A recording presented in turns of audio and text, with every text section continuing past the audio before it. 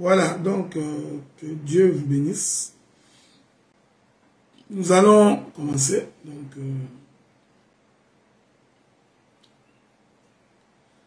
je disais donc que le Seigneur bénisse tout un chacun. Qu'il bénisse la maison de tout un chacun. Donc, ici, je suis en train de saluer tous les bien-aimés frères et sœurs qui sont connectés à la fois sur notre groupe WhatsApp Nuée Fracassé 2. Et par la même occasion, je salue également tous les ministres, servantes et servantes de Dieu qui sont en ligne avec nous. Nous allons donc continuer la troisième partie de notre intervention sur la prise de Jéricho. Je vous avais dit que je prêcherai pendant toute la semaine, en espérant que le Seigneur nous donnera assez de force. Il nous donnera également le temps pour nous permettre de pouvoir parler et intervenir sans problème. Josué chapitre 6.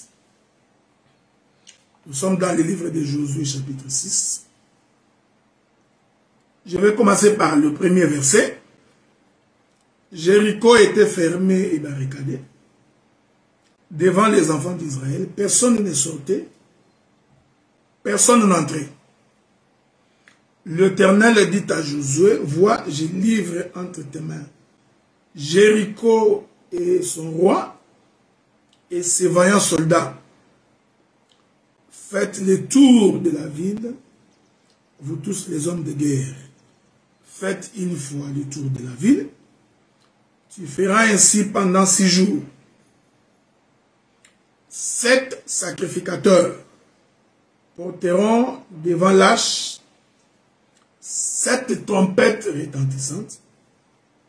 Le 7e jour, vous ferez 7 fois le tour de la ville et les sacrificateurs sonneront de la trompette.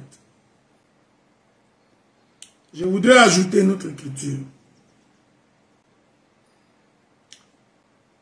Verset 10, Josué chapitre 6. Il est écrit, Josué avait donné cet ordre au peuple, vous ne crierez point, vous ne ferez point entendre votre voix. Il ne sortira pas un mot de votre bouche, jusqu'au jour où je vous dirai, poussez des cris, alors vous pousserez des cris. Que le Seigneur vous bénisse, qu'il vous garde, qu'il garde la maison de tout un chacun. Je crois que c'est pour les gens qui nous suivent sur le groupe Nuée Fracassé. C'est ma 4e intervention. Donc, pour ceux qui nous suivent sur Facebook, ça doit être ma 2e intervention. Donc, pour ceux qui n'ont pas eu l'occasion d'écouter nos précédentes interventions, eh bien, si vous allez sur le compte YouTube Évangile Éternel, vous retrouverez mon compte et vous pourrez aller écouter de nouveau ce que nous avions dit la fois passée. Mais aujourd'hui, nous sommes toujours en train de continuer sur le fait que les enfants d'Israël ont fait le tour de Jéricho pendant 6 fois, en 6 jours. Hier, j'ai expliqué de plusieurs manières comment les 6 fois représentaient les jours de la création. J'ai aussi expliqué comment les hommes de guerre en réalité ne représentaient que le Seigneur Jésus-Christ. Maintenant, aujourd'hui, souffrez avec moi que nous puissions ressortir d'autres éléments dans cette prise de la ville de Jéricho. Car l'Écriture peut donc dégager plusieurs ombres. L'écriture peut nous donner plusieurs éléments. Une même écriture peut faire l'objet de plusieurs interprétations. Ça, ce sont des choses que vous connaissez. De la même manière que Joseph avait une tunique bigarrée, c'est-à-dire portant plusieurs couleurs, de la même manière également que lorsque le soleil se déplace en fonction des heures, le soleil, qu'est-ce qu'il fait? Il dégage plusieurs ombres. Avez-vous remarqué cela?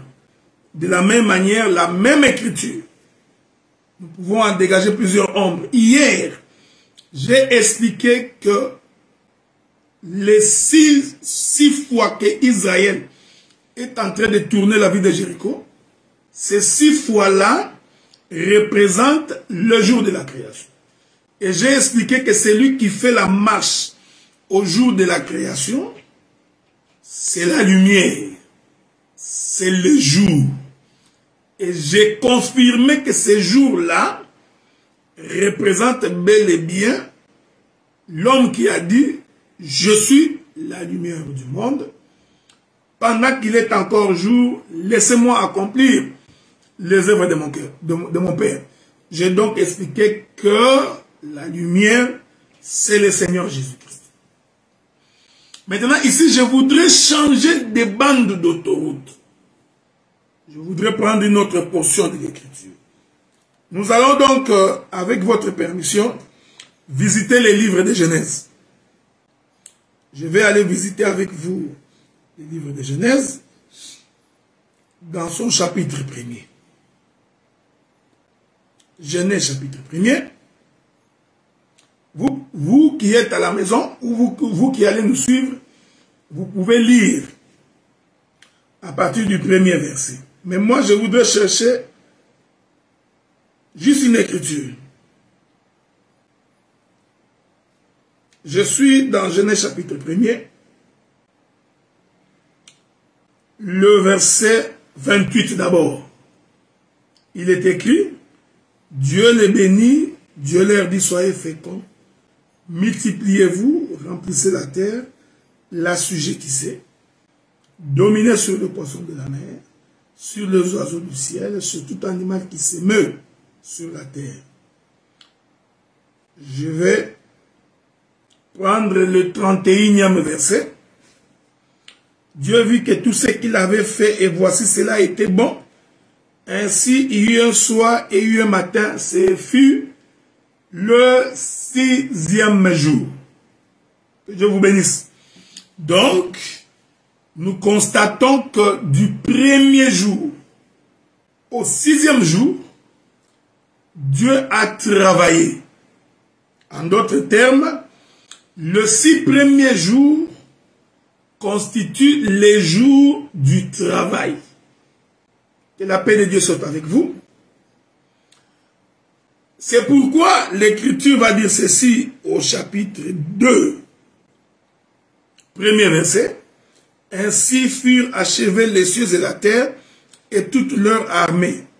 Dieu acheva au 7e jour son œuvre qu'il avait faite et il se reposa au 7e jour pour toutes ses œuvres qu'il avait faites. Donc, l'Écriture va nous aider à comprendre que le 6e jour serait donc le jour du repos. Il faut donc avoir travaillé pendant 6 jours. Et le 7e jour, on doit se reposer. Ainsi, nous comprenons que le 7e jour est donc le jour qui clôture les 6 premiers jours. Donc, les 6 premiers jours sont donc considérés comme étant le jour du travail. Or, qu'est-ce que c'est le travail? Je vais encore vous lire une autre écriture. Par le travail, nous comprenons, c'est l'apparition du soleil. Regardez, c'est le sage Salomon qui va nous aider à comprendre cela. Le sage Salomon va dire quelque chose de très important. Parce qu'il faudrait retenir que lorsque le Seigneur se met à créer, je disais donc, lorsque le Seigneur se met à créer, le Seigneur va répéter les termes « il y a un soir, il y a un matin ». Il y a un soir, il y a un matin. Cela veut dire en d'autres termes, pour qu'il y ait un soir, qu'il y ait un matin, il faudrait que le soleil se lève et qu'il se couche. Si le soleil ne se lève pas et qu'il ne se couche pas, il est donc impensable pour nous de parler du travail. Voilà pourquoi chaque fois que Dieu créait, Dieu finissait toujours sa création par le soleil s'est levé, le soleil s'est couché. Donc, par le travail, il y a donc l'apaisanteur du soleil. C'est pourquoi le sage Salomon va dire ceci dans Ecclésiaste chapitre 1er, le verset 5. Salomon dit, le soleil se lève, le soleil se couche, il soupire après les lieux d'où il se lève de nouveau. Je vais ajouter une autre écriture. Tout ça, c'est pour votre instruction. Ecclésiaste chapitre 1er, verset 3. Quel avantage revient-il à l'homme de toute la peine qui se donne sous le soleil? Donc, Salomon nous fait comprendre que quand l'homme est sous le soleil, il se donne beaucoup de peine. L'homme va travailler. Il travaille. Il veut s'acheter des maisons, s'acheter des voitures, nourrir sa chair, nourrir sa famille. Salomon dit, quel avantage y a-t-il dans l'homme qui tire l'homme toutes ces peines? Quel avantage il en tire quand il doit aller travailler sous le soleil? Or, travailler sous le soleil veut dire le soleil s'est levé et le soleil s'est couché. Qu'est-ce que je voudrais dire? Donc, le 6 premiers jours, en réalité, c'est le jour de l'effort de l'homme. Ok? C'est le jour où l'homme se bat pour lui-même. L'homme est en train de travailler. Il s'efforce par lui-même.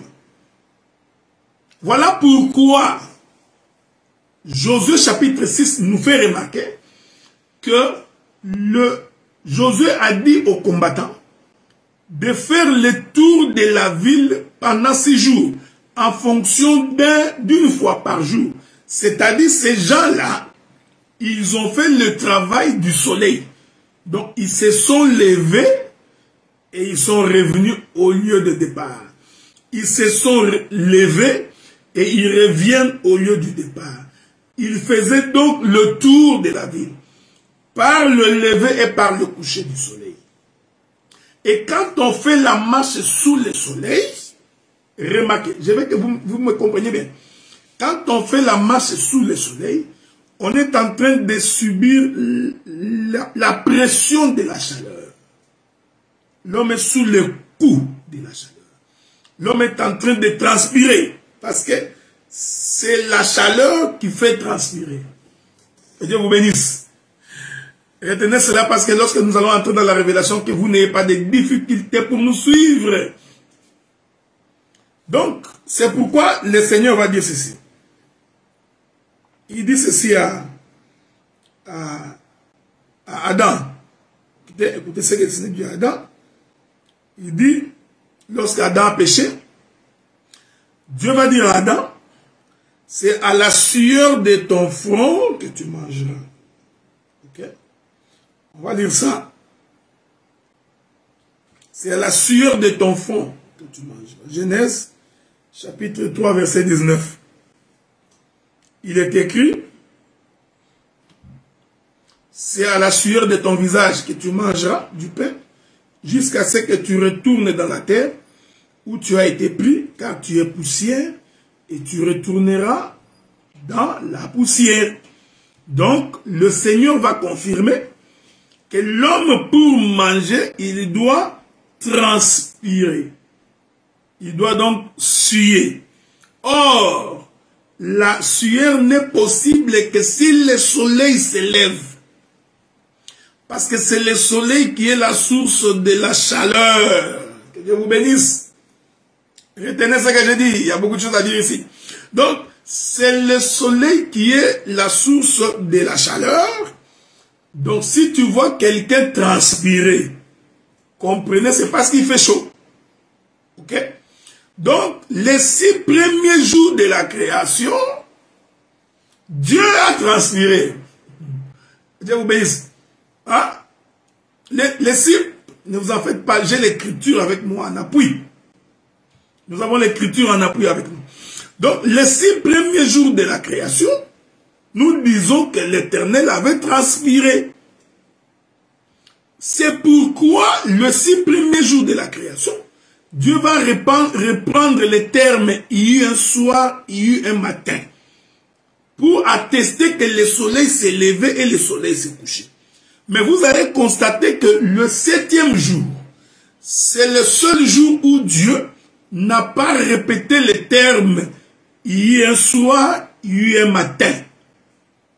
Que la paix de Dieu soit avec vous. Donc nous comprenons que dans le 7e jour, il n'y a pas de la sueur. Dans le 7e jour, on ne transpire pas. Suivez-moi attentivement. Donc les 6 premiers jours, Dieu annonce la transpiration, si ça peut se dire, ou la sueur de celui qui travaille. Que Dieu vous bénisse. C'est pourquoi j'ai dit, lorsque les enfants d'Israël sont en train de tourner la ville de Jéricho 6 fois, nous comprenons que les enfants d'Israël ont transpiré. Les combattants ont transpiré. Les combattants ont été sous le coup de la chaleur, sous le coup du soleil. Remarquez, je vais attirer votre attention sur un autre élément.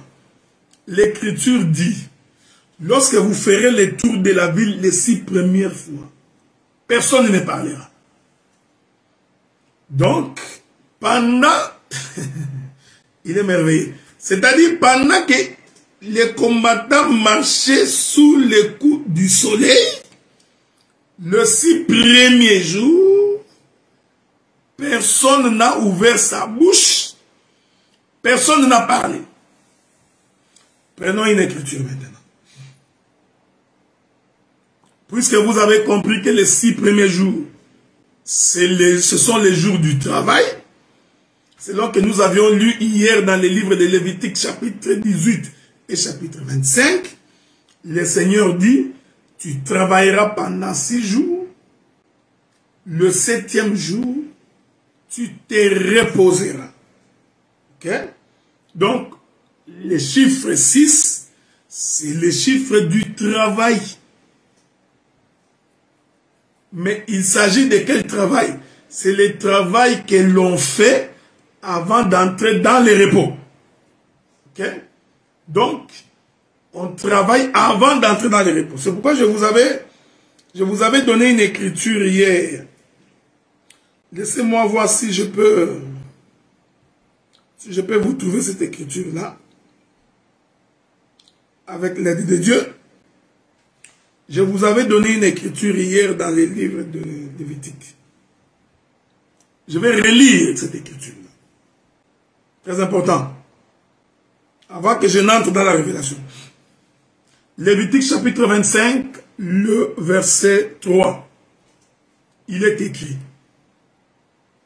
Pendant 6 années, tu ensemenceras ton champ. Pendant 6 années, tu tailleras ta vigne et tu en recueilleras le produit.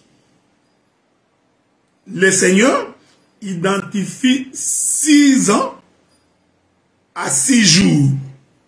Une année à 1 jour. Voyez-vous? C'est pourquoi je vous avais dit hier que un jour est égal à 12 mois. Parce que une année à 12 mois. Maintenant, observez. L'Écriture dit ceci. Le 7e jour, l'homme devait se reposer. Donc, les 6 premiers jours, c'est les jours du travail. C'est les jours du travail qui précèdent le repos. Maintenant, prenons l'Écriture. Prenons l'Écriture pour avancer. Nous allons maintenant prendre l'Écriture. Regardez. Le Seigneur dit ceci. Dans les livres de Matthieu. Dans les livres de Matthieu. Souffrez avec moi. Je suis en train de courir pour trouver cette écriture. Le Seigneur dit ceci. Dans les livres de Matthieu. Ok? Il dit ceci. Matthieu chapitre 11, verset 26. Matthieu chapitre 11, verset 26. Il dit ceci. Venez à moi, vous tous qui êtes fatigués et chargés, je vous donnerai du repos. Avez-vous lu cette écriture?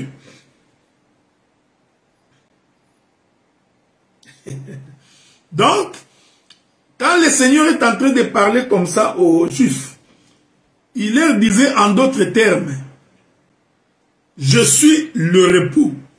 Or, le repos, c'est le 7e jour. Donc, Jésus leur disait en d'autres termes, vous aviez déjà fait 6 jours. Ok? Donc, vous aviez déjà travaillé pendant 6 jours. Maintenant, moi, je suis le 7e jour. Venez donc vous reposer en entrant au-dedans de moi-même. Donc, venez à moi, entrez en moi. Je suis le 7e jour, je suis le repos. Cela suppose que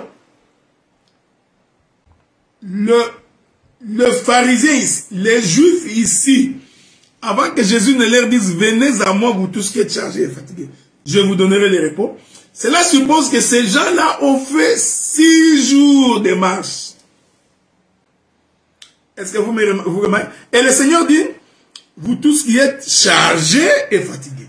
Donc nous comprenons que celui qui marche pendant 6 jours, qu'est-ce qu'il fait? Il travaille et ensuite il est fatigué. Nous comprenons maintenant que quand Israël fait le tour de la ville pendant 6 jours, selon la prophétie de l'Écriture, les combattants d'Israël travaillaient et ensuite ils devraient se fatiguer. Et la paix de Dieu soit avec vous. Je parle lentement, doucement, pour que chacun de nous saisisse la pensée de l'Écriture. C'est très important. C'est pourquoi je ne suis pas en train de courir. J'y vais donc doucement. Je suis en train d'expliquer pourquoi les enfants d'Israël ont fait le tour de Jéricho pendant 6 fois. Quelle est la pensée de cette marche de 6 jours? Je vous ai dit que le Seigneur a créé pendant 6 jours et il a créé en compagnie du soleil. Parce que l'Écriture dit, il y a un soir, il y a un matin, Dieu fit. C'était le premier jour. Il y a un soir, il y a un matin, c'est fit le 2e jour. Donc, les 6 premiers jours, Dieu l'a fait avec le soleil. Parce que c'est le soleil qui détermine le matin et le soir. Or, quand il y a le soleil, il doit y avoir de la chaleur. Et quand il y a de la chaleur, l'homme doit transpirer. L'homme doit suer. Voyez-vous, frère, c'est pourquoi j'ai dit que les 6 premiers jours de la création, que je suis en train d'identifier par les 6 jours où Israël fait le tour de Jéricho, ces 6 premiers jours, ce sont les jours du travail. C'est-à-dire le peuple travaille. Et quand il travaille, il doit transpirer. Le peuple doit suer. Je vous dis de faire très attention. que je parle de ces choses pour expliquer la pensée de l'éternité. C'est comme ça que je vous ai dit que le Seigneur, regardant les Juifs, il va leur dire, venez à moi, vous tous qui êtes chargés et fatigués, je vous donnerai du repos. Donc Jésus voulait leur dire, vous aviez marché pendant 6 jours. Je suis donc le 7e jour, venez et entrez dans le repos. Donc, nous comprenons que celui qui marche pendant 6 jours doit donc être fatigué et doit être chargé. Que Dieu vous bénisse. Je vais ajouter une autre écriture. Ajoutons une autre écriture. Ça vous aidera à pouvoir avancer bien. Regardez. La Bible dit ceci. Je voudrais prendre une écriture pour très bien me faire comprendre. Je prends le livre de Luc, chapitre 9, verset 58. L'écriture dit, Jésus lui répondit, les renards ont des tanières, les oiseaux du ciel ont des nids, mais le Fils de l'homme n'a pas un lieu où il puisse reposer sa tête. Que Dieu vous bénisse. Jésus dit ceci. Les renards ont des tanières. Les oiseaux du ciel ont les nids. Mais le Fils de l'homme, il parlait de lui. Ok? Pendant que je vous parle ici, je n'ai pas un lieu de repos. Ici, Jésus voulait dire, je suis encore en train de marcher dans les 6 premiers jours. Il est merveilleux. Suivez-moi attentivement. Donc, quand Jésus dit, il n'a pas un lieu pour reposer sa tête, Jésus voulait dire que je ne suis pas encore entré dans les repos. Donc, par là, vous comprenez que Jésus a testé que, au moment où il parlait là, en fait, Jésus était encore en train de faire le tour de la ville. J'ai plein les gens qui nous ont rejoints aujourd'hui. Mais ceux qui nous ont suivis hier, ils ont compris comment j'ai expliqué le vous dans je. Comment je suis parti du pluriel vers le singulier. J'avais très bien expliqué ça hier.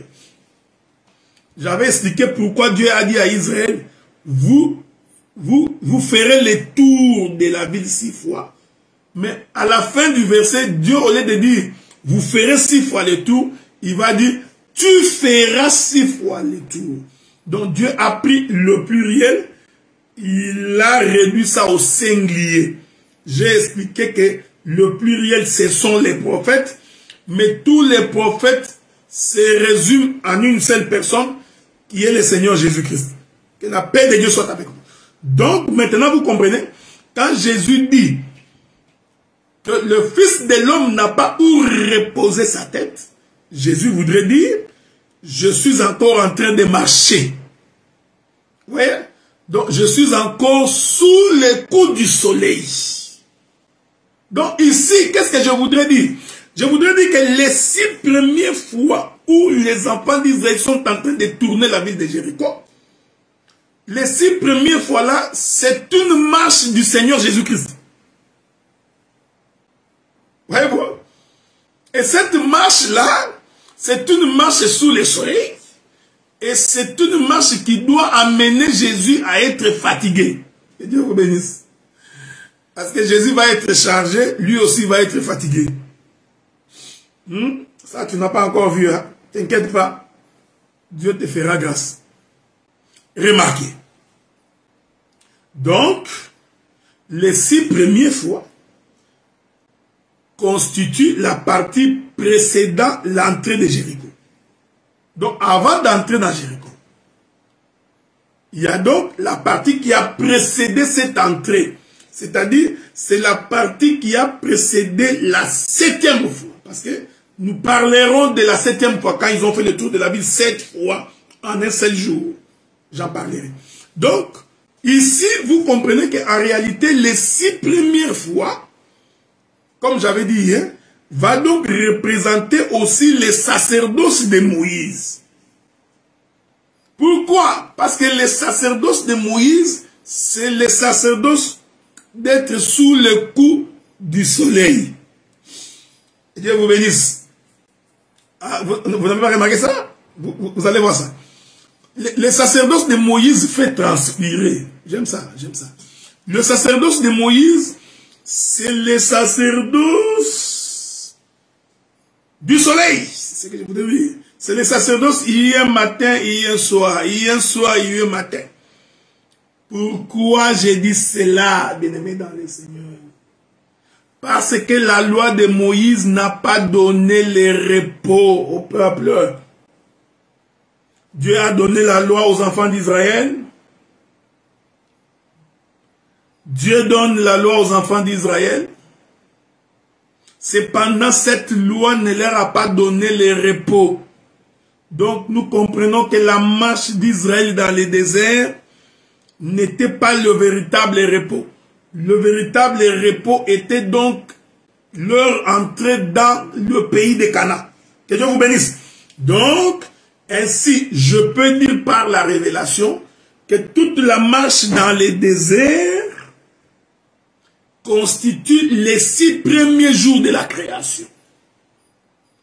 Toute la marche dans le désert constitue les 6 fois que Israël a fait le tour de Jéricho. Oui, ça fait. Parce que les lieux du repos que Dieu a donné à Israël, c'était le pays de Canaan. Vous quitterez le pays d'Égypte, vous quitterez la souffrance. Je vous donnerai donc du repos en vous faisant entrer dans le pays de Canaan. Donc, le pays de Canaan, c'est ça le lieu du repos. Je peux également dire que le pays de Canaan, c'est lui, le 7e jour. Voyez-vous faire. Donc, ainsi, la marche dans le désert va donc constituer les 6 premiers jours de la création. Le 6 premiers jours du travail, le 6 premiers jours du tour de la ville de Jéricho. Je suis en train de chercher une écriture. Regardez. Nous allons prendre... Je prends le livre des Hébreux pour attester que Canaan, c'était le repos. Je prends le livre des Hébreux, le chapitre 3, le verset 11. L'Écriture dit ceci. Je jurai dans ma colère. Ils n'entreront pas dans mon repos. Ça, c'est Dieu qui parle aux enfants d'Israël. Ok? Je vais reprendre ça. Commençons par le verset 8. Verset 8.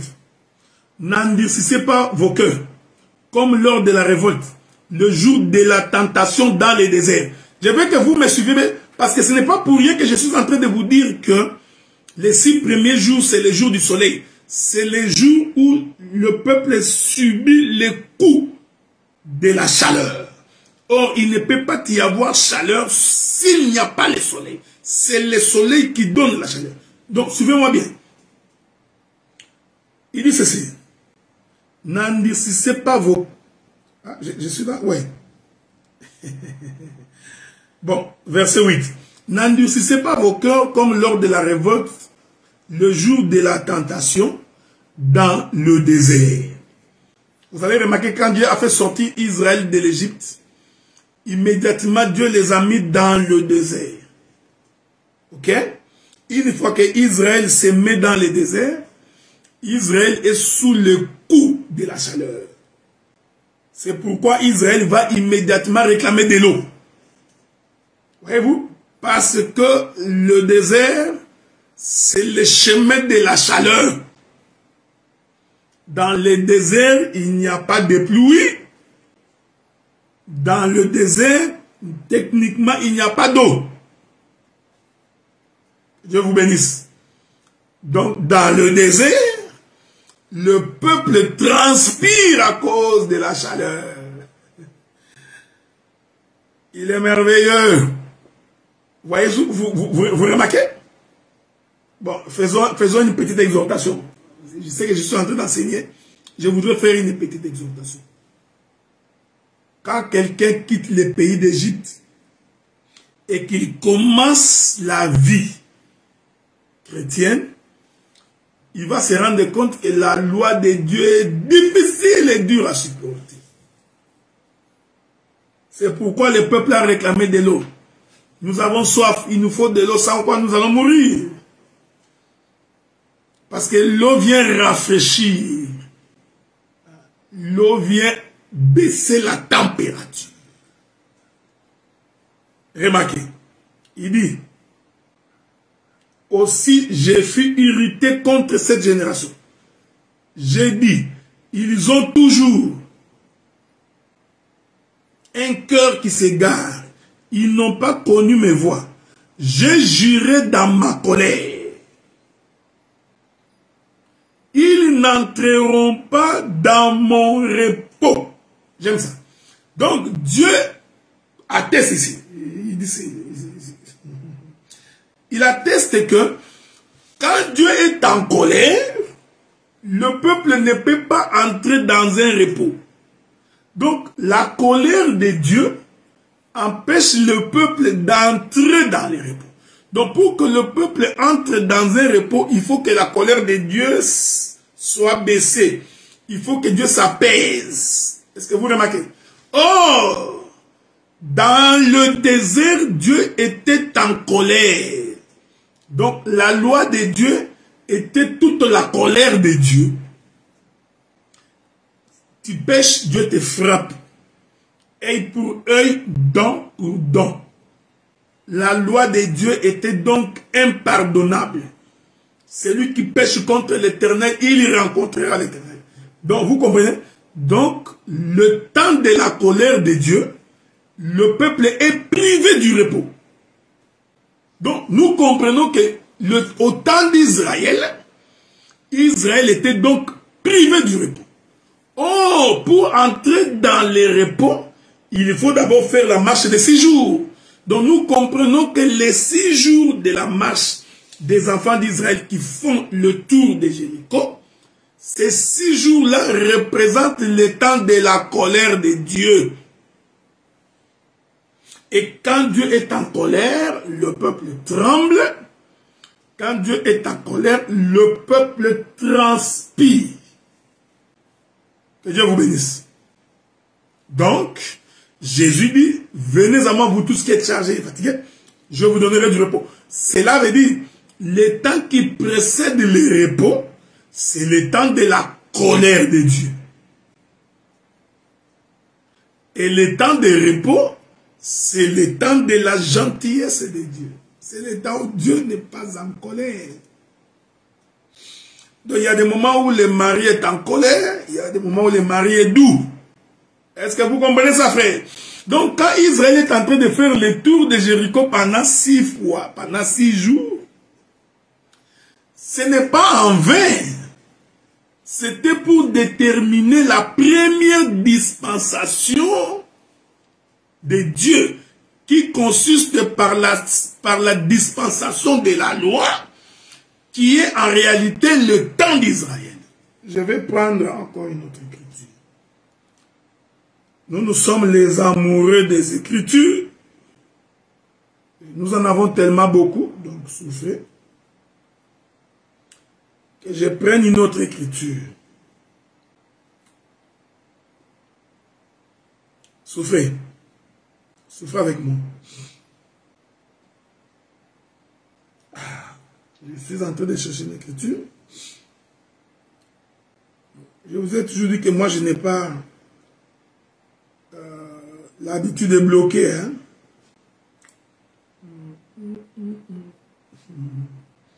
Bon, j'ai beaucoup d'éléments à vous donner, mais commençons par Marc. Commençons par les livres de Marc. Marc chapitre 9, le verset 2. Marc chapitre 9, verset 2. Nous lisons. 6 jours après, Jésus prit avec lui Pierre, Jacques et Jean, il les conduisit seuls à l'écart sur une haute montagne. Il fut transfiguré devant eux. Je vous salue. Dans le nom du Seigneur. 6 jours après, Jésus va prendre donc Jean, Pierre et Jacques, les trois. Qu'est-ce qu'il fait? Il va aller avec eux sur une montagne, il va descendre, transfigurer. Avez-vous lu ça? Donc, avant d'aller à la montagne, avant que Jésus ne se transfigure devant Pierre, Jacques et Jean, qu'est-ce que Jésus a fait? Ils ont d'abord fait une marche de 6 jours. Donc nous comprenons que cette marche de 6 jours-là représente toute une dispensation. Cela représente le temps de la loi. Est-ce que vous comprenez ce que je dis? Que Dieu vous bénisse. Réalisez cela. Donc, nous continuons notre marche. Nous continuons notre marche, bien-aimés dans le Seigneur. Le Seigneur, il fait donc une marche de 6 jours. 6 jours après, il récupère le toit, il entre avec eux dans le repos. Donc, la montagne de transfiguration devient donc le 7e jour. Est-ce que vous comprenez ce que j'ai dit? La montagne de transfiguration, j'aime ça, j'aime ces choses, j'aime ces choses. Regardez.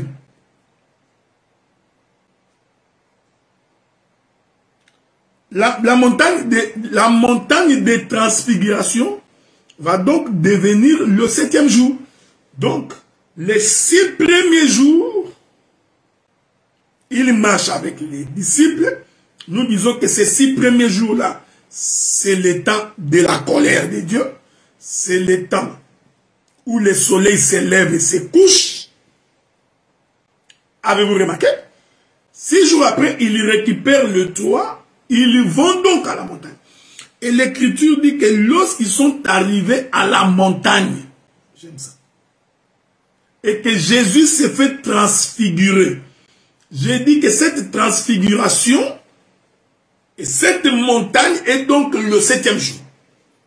C'est-à-dire c'est le repos. Et l'Écriture dit ceci. Pendant que Jésus se transfigure, la Bible dit, ses vêtements deviennent comme la lumière et d'une blancheur qu'il n'est pas de foulon sur la terre qui puisse blanchir ainsi. Donc, quand Jésus se transfigure, ses vêtements deviennent comme la lumière. Donc, Jésus devient la lumière. Je vous salue.